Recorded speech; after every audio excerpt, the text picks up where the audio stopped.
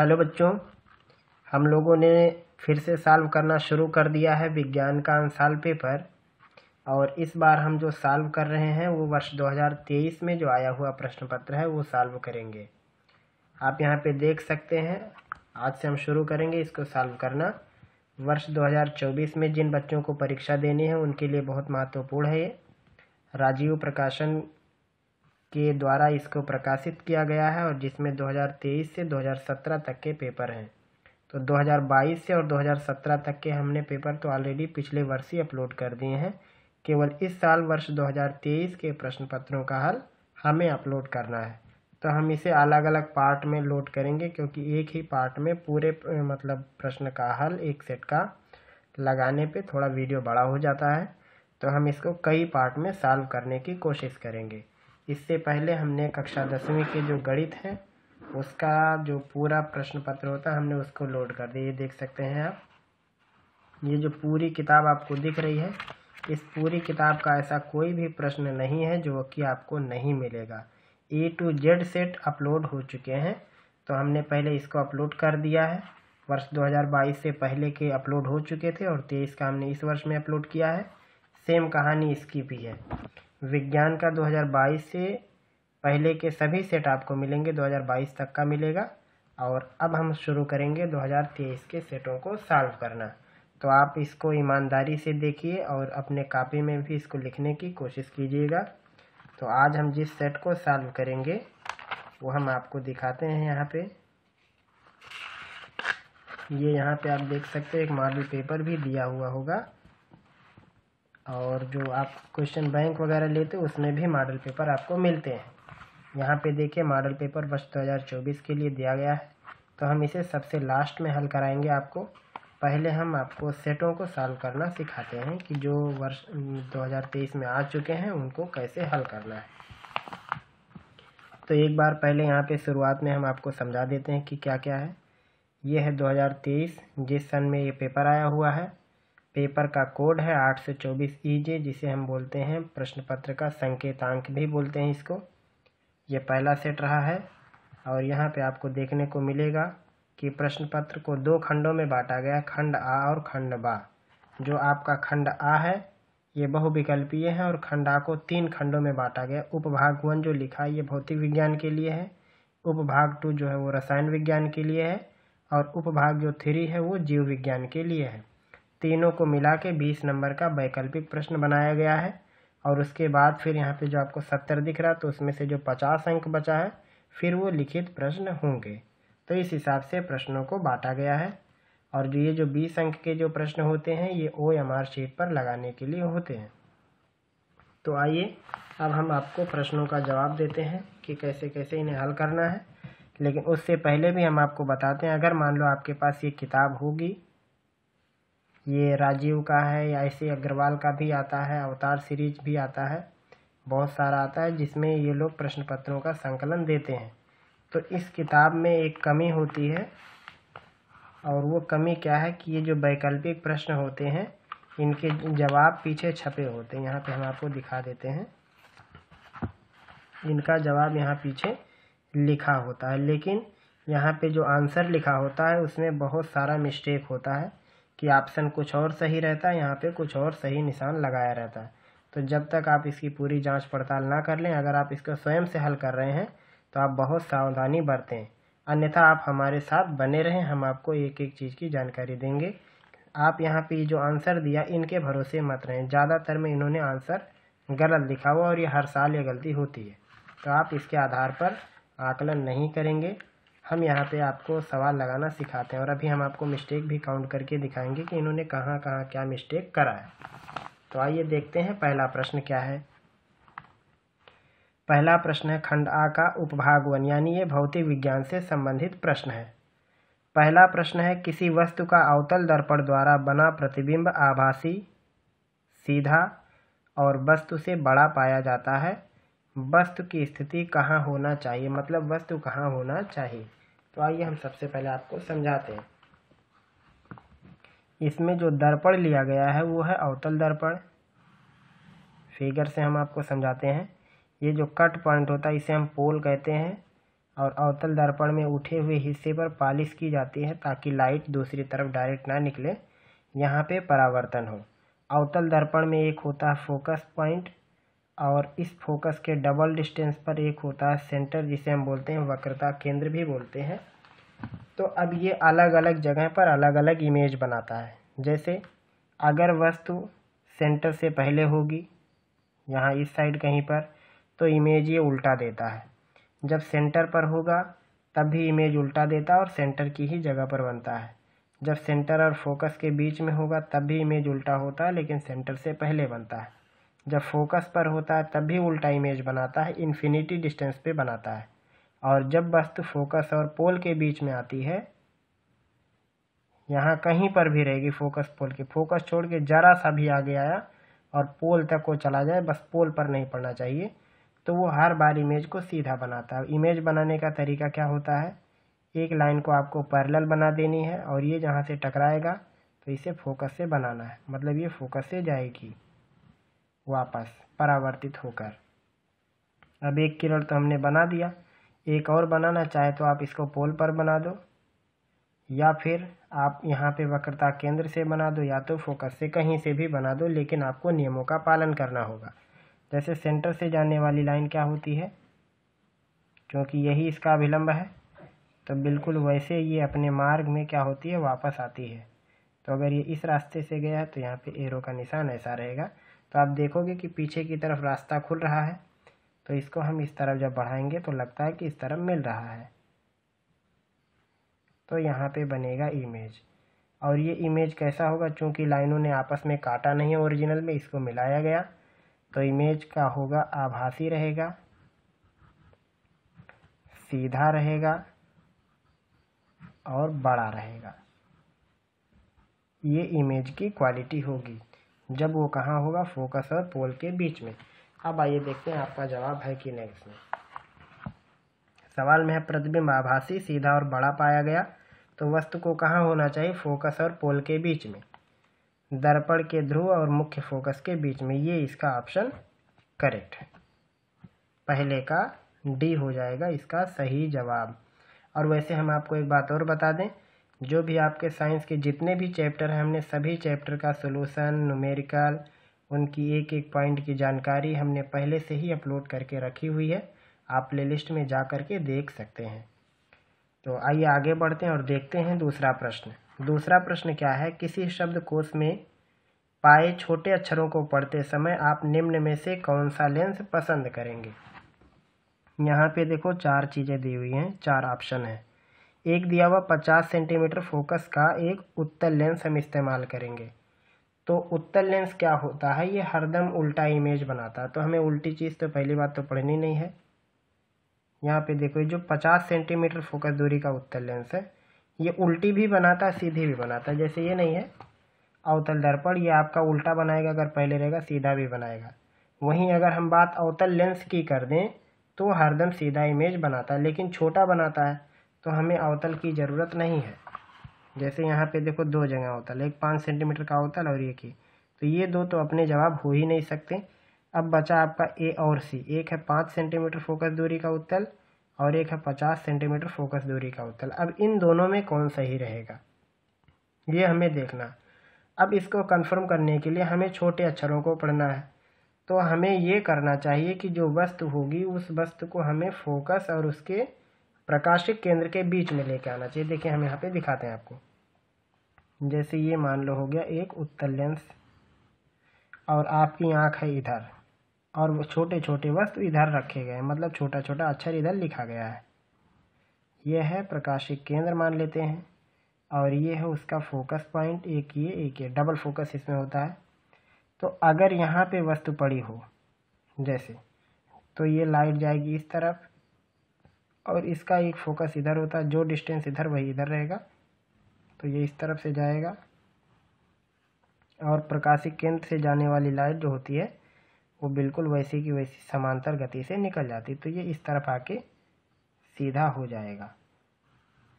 तो जब आपकी आँख इधर होगी तो आपको ये वस्तु ना नज़र आके आपको ये वस्तु नज़र आएगा, तो आपको दिखेगा अक्षर थोड़ा बड़ा दिखेगा। तो अब इसमें कहा है कि 5 सेंटीमीटर का फोकस लें या फिर 50 का लें। तो जब आप 50 सेंटीमीटर जब आप फोकस बड़ा रखोगे, ज़्यादा बड़ा फोकस दूरी का आप लोगे तो वो इमेज को और ज़्यादा बड़ा करेगा। छोटी फोकस दूरी का लोगे तब भी वो इमेज को बड़ा ही करेगा। लेकिन छोटी फोकस दूरी वाला अगर हम ले लेंगे, यहाँ पे छोटी फोकस दूरी मतलब तो हमें लेंस को सटा के बिल्कुल रखना पड़ेगा। जैसे हमें छोटे अक्षर को पढ़ना तो एकदम से उसको चिपका के रखना पड़ेगा। और अगर हम बड़ी फोकस दूरी का लेंगे तो हम दूर ही लेंस रख के उसको पढ़ सकते हैं। लेकिन उसमें बुराई क्या होगी कि हमारे जो आँख की स्पष्ट दृष्टि की न्यूनतम दूरी है वो 25 सेंटीमीटर ही होती है। तो इसलिए 50 का लेना ज़्यादा उचित नहीं होगा। हमें 25 सेंटीमीटर ये 5 सेंटीमीटर वाला लेना पड़ेगा। तो आपके ऑप्शन में 2 दिए हुए, एक है 50 सेंटीमीटर फोकस दूरी का उत्तल और एक है 5 सेंटीमीटर फोकस दूरी का उत्तल। तो हमें इस 5 वाले की ज़रूरत पड़ेगी। उम्मीद है कि आपको लॉजिक समझ में आ रहा होगा कि हमने 50 को छोड़ के 5 को क्यों लिया। जब हम 50 सेंटीमीटर का फोकस दूरी का लेंगे तो इमेज को और पीछे बनाएगा और वहाँ पे वो डिस्टेंस बढ़ता हुआ चला जाएगा। इसलिए हम 5 सेंटीमीटर फोकस दूरी का उत्तल लेंस लेंगे। तो ये हुआ दूसरे का जवाब। अब देखते हैं तीसरे प्रश्न को। किसी गोलीय दर्पण और किसी पतले गोलीय लेंस दोनों की फोकस दूरियां ऋण 15 सेंटीमीटर है। दर्पण और लेंस संभवतः हैं। तो यहाँ बात संभवतः नहीं, अब यहाँ बात 100% की होगी। जब नेगेटिव साइन हो फोकस दूरी का तो वहाँ पे जो दर्पण होगा वो अवतल दर्पण होगा और जो लेंस होता है वो अवतल लेंस होता है। तो यहाँ पे आप जवाब देख सकते हैं दोनों अवतल, यानी दर्पण भी अवतल होना चाहिए और लेंस भी अवतल होना चाहिए। जैसे ही नेगेटिव साइन की फोकस आए आप 100% श्योर हो जाओ, इसमें संभवतः की कोई बात नहीं है। नेगेटिव साइन का मतलब अवतल लेंस, कनकेव लेंस और कनकेव मिरर की बात हो रही है। तो ये हुआ तीसरे का जवाब। और यही इसी के साथ आप काउंट भी कर सकते हो कि फिजिक्स से कुल कितने ऑप्शनल आएंगे। अभी तो 3 हो गए। और उसके बाद आप इधर देखिए प्रश्न को। प्रश्न है, मानव नेत्र के जिस भाग पर किसी वस्तु का प्रतिबिंब बनता है वो होती है। मतलब जो आंखों में इमेज बनता है वो कहाँ पे जाके बनता है वो बताना है। पहला है कार्निया। तो कार्निया आँख के सामने वाला भाग होता है, तो वहाँ से तो लाइट अंदर जाती है, मतलब यहाँ पे इमेज नहीं हो सकता। परितारिका जो पिपुल है, पुतली है, ये सब क्या है, ये लाइट को अंदर जाने के मार्ग हैं। और उसके बाद ये जो है दृष्टि पटल, ये जो दृष्टि पटल आप चाहे तो नाम से अंदाज़ा लगा लो, नहीं तो जो अंदर का भाग होता है, आप हमारा ह्यूमन आई वाला अगर आप प्लेलिस्ट आपने देखा होगा तो आपको पता होगा, या फिर अगर आपने मानव नेत्र का थोड़ा सा स्ट्रक्चर आपने पढ़ा है तो आपको जानकारी होगी कि इधर होती हैं पश्चमाभिक कोशिकाएं होती हैं, यहीं पे ब्लाइंड स्पॉट होता है, अंध बिंदु होता है। और ये जो अंदर का भाग होता है, ये अंदर का भाग जहाँ पे रेटिना होता है, उसी रेटिना पर ही दृष्टि पटल भी पाया जाता है, या कह सकते हैं दोनों लगभग एक ही हैं, दृष्टि पटल और वो। तो जो इमेज बनता है, इस साइड से लाइट अंदर घुसती है और यहाँ पे जो डेंसिटी होती है थोड़ी ज़्यादा होती है, जो अंदर लिक्विड भरा होता है, तो वो लाइट को बेंड करते हैं और यहाँ पे आके उनका इमेज बनता है। तो जो इमेज बनता है वो बनता है दृष्टि पटल पर। ये बात आपको ध्यान रखनी है। तो इसमें जो सही जवाब होगा वो होगा दृष्टि पटल। ये वाला इसका सही जवाब होगा कि दृष्टि पटल पर इमेज बनता है। पांचवा प्रश्न है, दो चालक तार जिनके पदार्थ, लंबाई और व्यास समान है किसी विद्युत परिपथ में पहले श्रेणी में और फिर पार्श्व में संयोजित किए जाते हैं। श्रेणी और पार्श्व संयोजन में उत्पन्न ऊष्माओं का अनुपात क्या होगा। तो आइए पहले इसको लगा के चेक करते हैं क्या आएगा। पांचवा प्रश्न है कि दो चालक तार, हम यहाँ आपको समझाते हैं पहले। देखो, दो तार है, सवाल में कहा दोनों एक ही पदार्थ के बने हैं और दोनों की लंबाई मोटाई एक समान लेनी है। जितना बड़ा एक टुकड़ा उतना ही बड़ा दूसरा। एक बार इन्हें सीरीज में कनेक्ट किया गया और एक बार इन्हें समांतर में यानी पार्श्व में कनेक्ट किया गया, तो दोनों बार इसमें उत्पन्न ऊष्माओं का क्या अनुपात होगा। तो सिंपल है, जो ऊष्माओं का अनुपात होता है, तो सबसे पहले हमें ऊष्मा का सूत्र पता होना चाहिए, जो कि होता है V²/R × T। T का मतलब कितनी देर तक पोटेंशियल आपने लगाया है, और V मतलब कितने वोल्टेज का लगाया है, विभवांतर क्या रखा है आपने, और R का मतलब होता है रेजिस्टेंस। तो मान लो पहली स्थिति है हमारी सीरीज की, जिसे हम HS लिख देते हैं, ये सीरीज की कहानी है, और एक लिख देते हैं HP। पैरेलल की कहानी यानी पार्श्वक्रम की कहानी, तो वो हो जाएगा v²/r इंटू टी। इसको हम RS लिख देते हैं और इसको लिख देते हैं RP, क्योंकि दोनों में बदलाव होगा तो केवल रेजिस्टेंस में वोल्टेज और टाइमिंग सेम रखनी है। तो पहले निकालते हैं हम RS यानी सीरीज में जो कनेक्शन करने पर क्या आएगा। तो सीरीज में जो पदार्थों का जो प्रतिरोध होता है डायरेक्ट जुड़ जाता है। एक पदार्थ का रेजिस्टेंस अगर R है तो दूसरे का भी R होगा, क्योंकि सेम टू सेम पदार्थ है। तो ये हो जाएगा R + R यानी 2R अगर हमने सीरीज में कनेक्ट किया। तो अगर हम पैरेलल कनेक्ट करें तो पैरेलल कनेक्ट करने का तरीका क्या होता है कि रेजिस्टेंस का उल्टा वैल्यू जोड़ना होता है। इसको जोड़ेंगे तो ये आएगा 2/R यानी RP की वैल्यू जो बनेगी वो बनेगी R/2। अब हमें इसमें कहा है सीरीज और पैरेलल के बीच अनुपात बताना है, यानी HS/HP के बीच में वैल्यू बतानी है। तो एक हो जाएगा v²/RS इंटू टी और एक होगा v²/RP इंटू टी। आप देखोगे कि टी वी ये सभी कटते हुए क्या बचेंगे, ये बचेगा RP/RS हो जाएगा।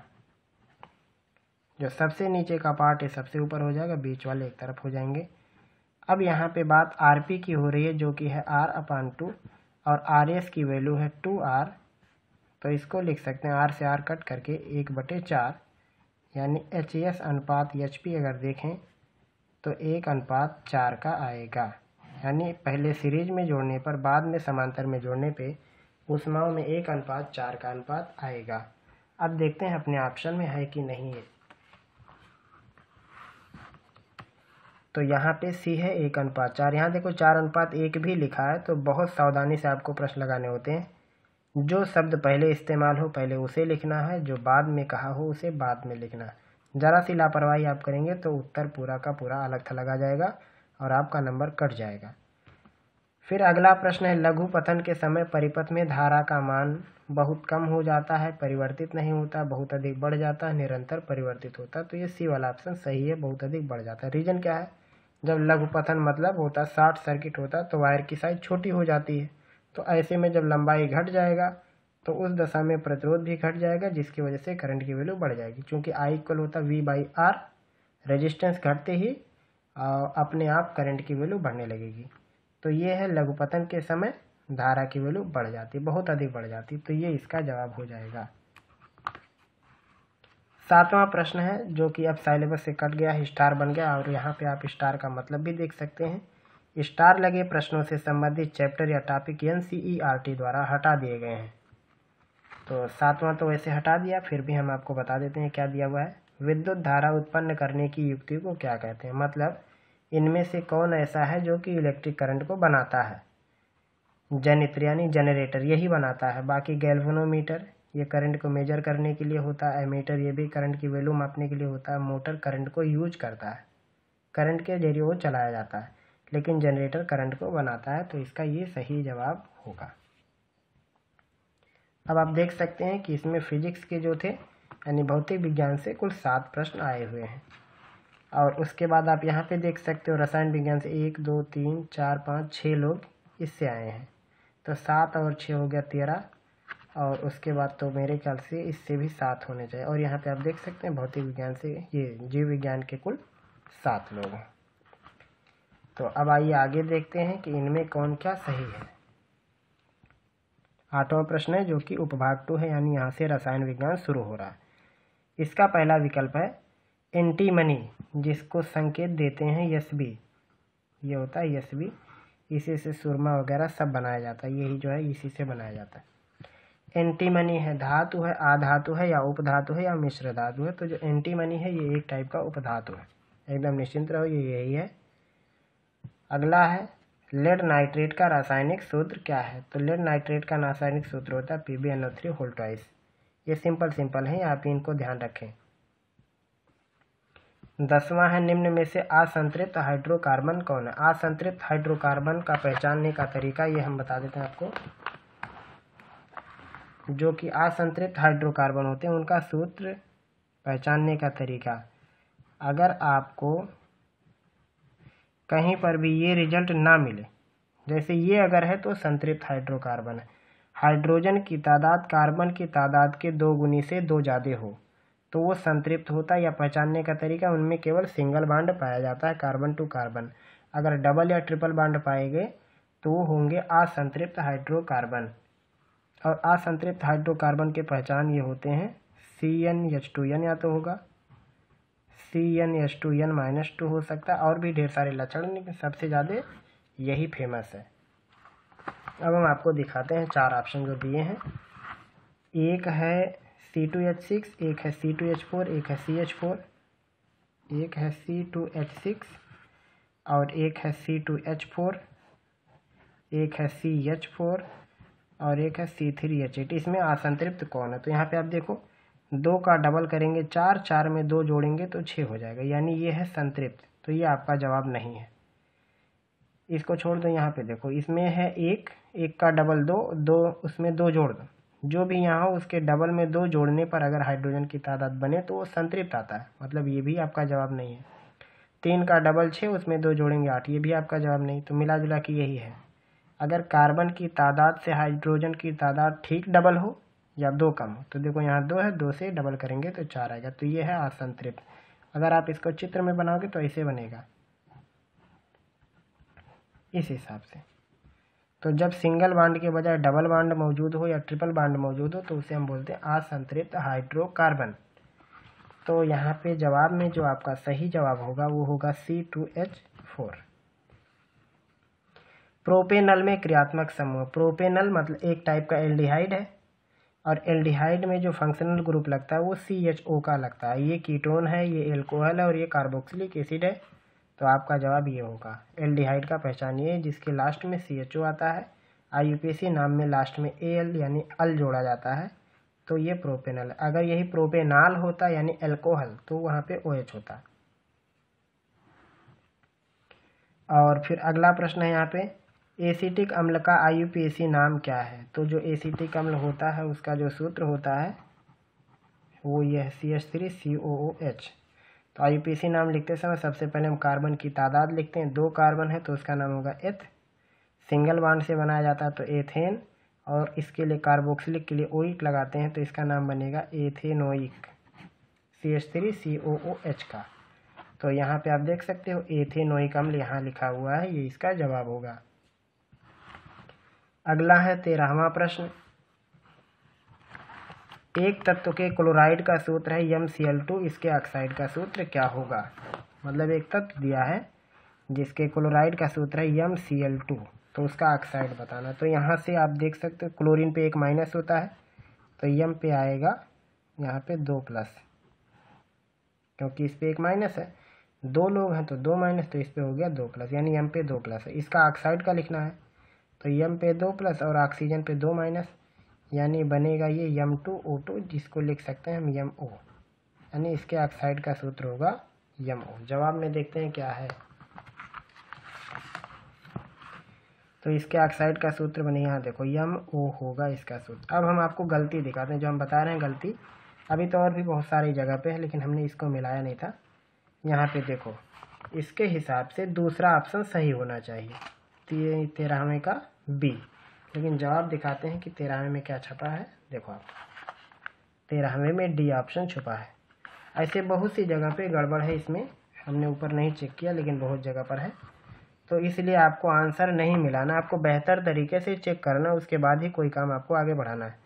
तो यहाँ पे इसका जवाब होगा MO, ये वाला आपका जवाब होगा। इसके ऑक्साइड का सूत्र ये बनेगा।